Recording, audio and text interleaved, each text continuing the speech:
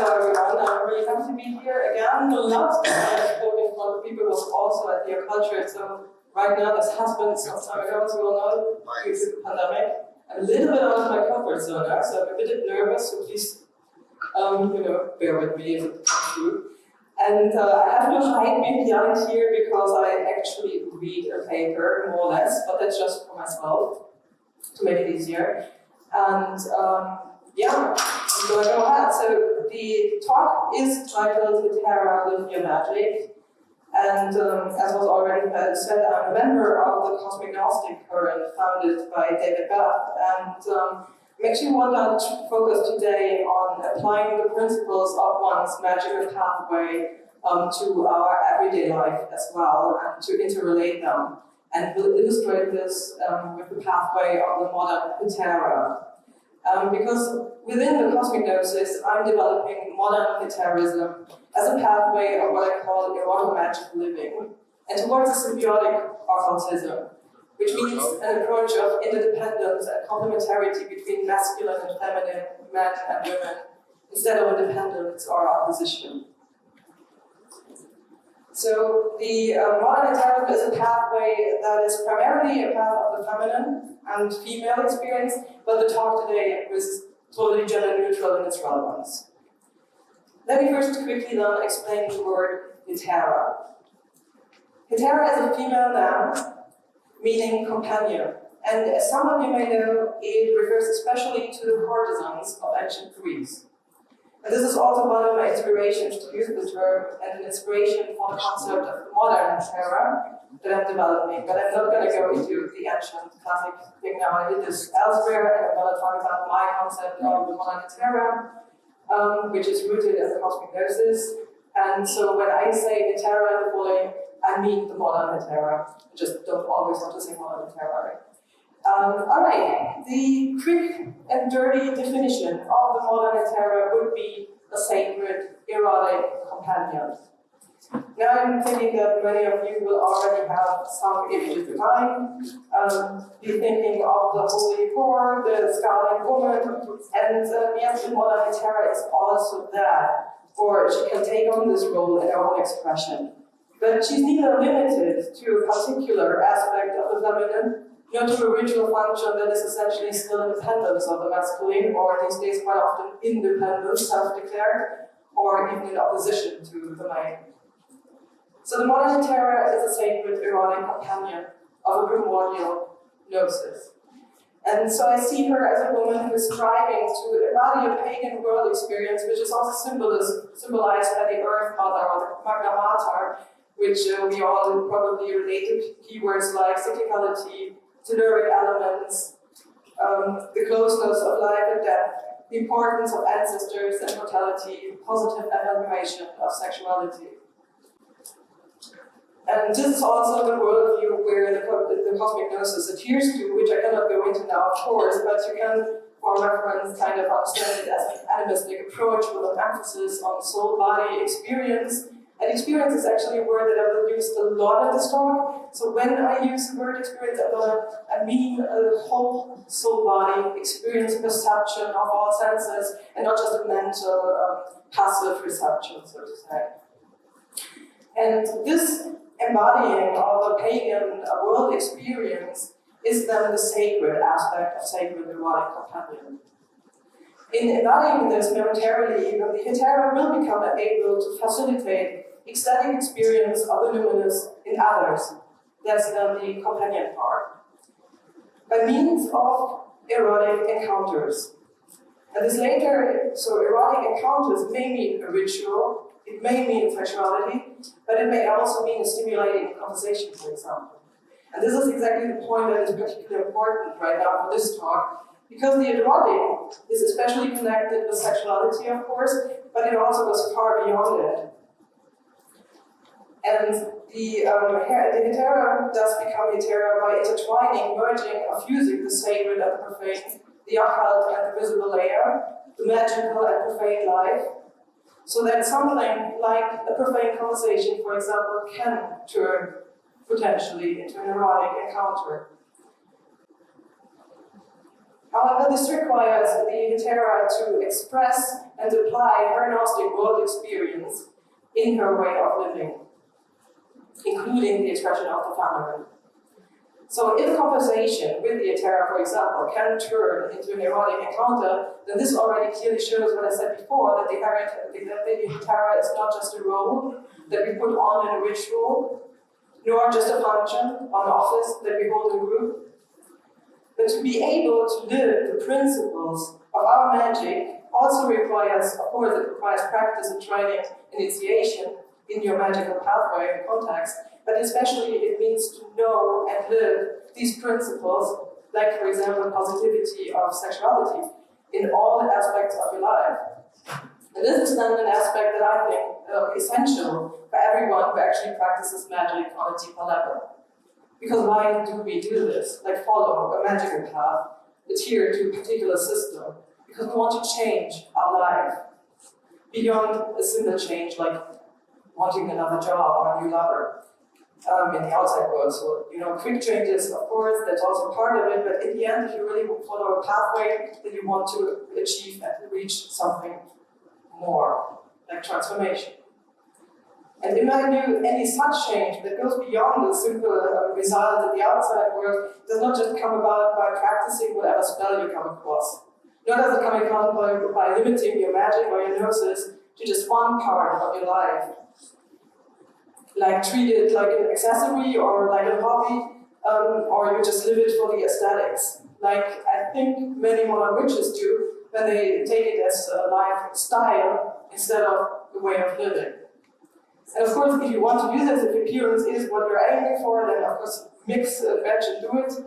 But for actual life changes, I think we cannot take a ritual, a spell, or worse even a god, out of its context and then have success with it, other than coincidentally or by self-induced, psychical self-induced means. So instead it must be embedded, it must be rerouted in an appropriate metaphysical framework. That's what I'm referring to when I'm talking about principles of your magic or gnosis. The deeper level of how and why we are doing this practice, for example. That then goes beyond the appearance of the aesthetics. And to repeat, because I already said it, if you only want the appearance, of course, then you can do it, but I'm presupposing right now with everyone here that we are actually students of the occult to achieve actual transformation. And as an example for a ritual sorry, my handwriting is really bad sometimes. As an example of what I mean by taking a god out of context, and why that does not work. If we assume somebody is starting to work with, let's say, Hecate or Lilith, because I think those are the most popular female goddesses in the culture right now, and then they'll change offerings to their own, according to their own moral compass, or even to the most sensational outcome because they want to share it on social media, then I think they are fully ignoring the other, the goddess in this case. And this will not result in any real connection to that energy, but remain a mental construct. And since it is also not only rooted in their profane reasoning, and not in their magical principles, the magical principles embedded in their life, it will also not really have any extra transformative effect.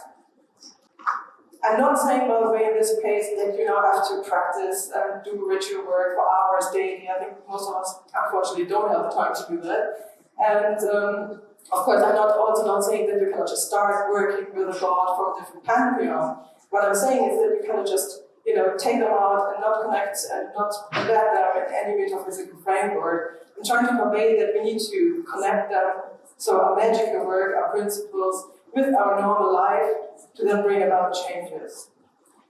So let's come back to the modern Hetaera. I already said that the Hetaera is striving to embody a world experience that is symbolized by the Magna Mater, cyclicality, etc. And woman in general is often said to naturally be closer to earthly rhythms, cyclical time, potential of motherhood, the divine feminine, so to say. And if we are just looking for a surface representation of this, in ritual, then of course any woman, any initiated woman, will do just fine. But loosely speaking, if we are putting a new woman on the altar, initiated as she may be, then this will merely result in fact in this setting, in this symbolic setting, particularly with an initiated, experienced partner or participants who understand fully the symbolism. But it does not automatically turn this woman into an embodiment of the divine or facilitate ecstatic experience in the other or in itself even. For that, she would have to understand more than rationally the principles at work here or what she is actually embodying, and this needs to be actually living it, to be living in the context of your own worldview. So the interrelation, again, of magic and life is what I'm aiming at. To make this a little bit more concrete, I hope, let's turn this setting into a ritualistic, the setting of the woman on the altar, right? Into a ritualistic sexual act between man and woman. Sacred marriage with the holy, or if you so want. Now this is already overflowed with mental constructs, like male, but also female sexual fantasies that easily forget about the sacred and the holy whore on one side, and the feminists who are raging against the submission of women to patriarchal values on the other side. What is much worse in this situation, however, in my view, is that it will too often be missing an important ingredient of sacred sexuality, which is needed to turn a ritual act into an actual experience of divinity. And I'm not talking about the ability to visualize the gods, or to channel very imaginative Aphrodite energy. What I mean, the actual that I'm talking about, the elements actually is actual sexual erotic pleasure. So the ability to even become ecstatic. And now I hope you can already see what I mean by merging profane life and sacred life. For especially in this context, it's a total two-way street. And it also applies to men, of course, though often with different causation. The ability to truly experience sexual pleasure, not solely the ability to orgasm or to enjoy the act, requires to bridge the gap of mind and body, to leave mental control behind, to break through ego, and to experience fully with soul and body, to surrender to this experience, to actually meet the other and allow yourself to be overcome. And to experience or instill sexual pleasure in this way in a ritual context requires to be able to do so in normal life. Not every sexual act in normal profane life is of course sacred or has to be. Nor does it have to be a deep connection or an orgasmic explosion or a solemn celebration of lovemaking. But every sexual activity, whether with a partner or not, that you treat as a step towards a sacred experience by turning it into, at least potentially, a pleasurable act, to enjoy, to feel pleasure, by relaxing, by going into your body. And I know for some, of course, this is much more difficult to do because of trauma, for example, so it's highly individual, of course, just as it's highly individual which people are partaking in a ritual. But every act like that in your normal life that you are treating like that is a potential to learn, to experience, and to expand. And it will reflect back and gradually change any ritual encounter or activity you may engage in. And also any ritual act that requires the use of erotic energy and sexual arousal, which you can much easier access and experience deeply, other than on the surface, if you actually know the erotic and sexual pleasure of yourself and its layers. So while I'm not per se a fan of breathing into your yoni, these Western tantric practices, I take breathing exercises over mental visualization of intent. We all know this too, like, intent with your orgasm, visualize. Because this, though, I think is often taking you further away from the actual physical experience. So the profane training, so to say, of sexual pleasure, like in your profane context, will improve and change the ritual implementation of sexual pleasure, which then in turn, eventually, may also lead to more and more profane encounters becoming possibly sacred, and to also facilitate then an experience of the numinous in others. This, of course, however, is a process, which is also a reason why I said that the modern Hetaera is a woman who is striving to embody her world experience. In contrast to that, she does already do it. She's striving to do it. For on the one hand, as for example, the woman who has just set foot on the path may not even have had this experience herself, other than a brief glimpse, an inkling, or an inner pull towards certain people, surroundings, teachings, and events. Because having the experience is not a matter of will. You cannot just will it. Although we are quite capable of mentally inducing physical sensations, we cannot will the moment of full mystical experience, a Gnostic insight, or an immersion in the eternal. The same applies especially also to enabling an experience in others. We can provide the circumstances and the context, but we cannot guarantee the outcome. But again, the chances of having such an experience, and also, it's in others, will increase if we are, and is facilitated if we apply the principles of our gnosis and our magic to our everyday mundane life, which also then includes to apply the principles to the mundane aspect of our life. So, for example, exploring our own values, living them and changing them, exploring the sexuality, what the feminine means to be Hetaera, to reconnect to the body, allow beauty and intellect to coexist, reflect on weakness and talents, integrate aging, death, ancestors, and to basically include all areas of life. For example, also big areas like sleep and dreaming, which I think is more important not to control, but to practice and repeat the experiencing of it, to surrender to the experience. This may seem self-evident and simple, but then simple is most often deceiving, and a part of choosing the expression to strive, like striving to embody, is also that it carries the implication of not being necessarily easy, but strenuous. And as we all know, and have seen in the last years, I think, the real test comes in moments of crisis. While it may happen to everyone that we fall back into old patterns of thought and behavior, if we apply our magic, the principles embedded in the pathway that we follow, to our everyday life, we will very certainly recover much faster or deal with the next situation already differently.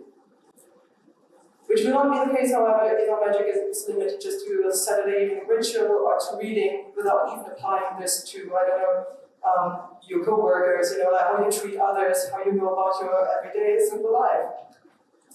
The other reason I said that the Hetaera is a woman striving to embody her magic is because it will always be an ongoing process, because that's exactly also what living is about, of course. Any luminous experience will happen in a timeless, eternal moment that will remain with us and yet be gone.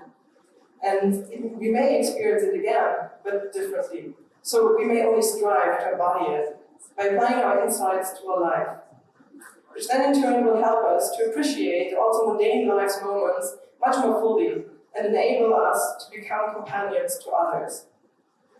So an implication of striving as trying to reach a goal may therefore be a bit misleading, since we will know this as a process, an ongoing process that will never really reach the final, the line, So because this is embracing our liminality, it's the stage of being in between, always, constantly, like neither fully in the metaphorical, esoteric wilderness, nor in normal heterodox society. Living magic as an in-between stage is what I mean by the expression wilderness within, which I also used and blurred to this talk if you read it by chance. And excuse me now for metaphorically speaking, I'm coming to the end. But as I say, you who has ears can hear and listen. So in our esoteric explorations, we then wander into the wilderness, out of our comfort zones, as I'm doing right now, by the way, into the unknown.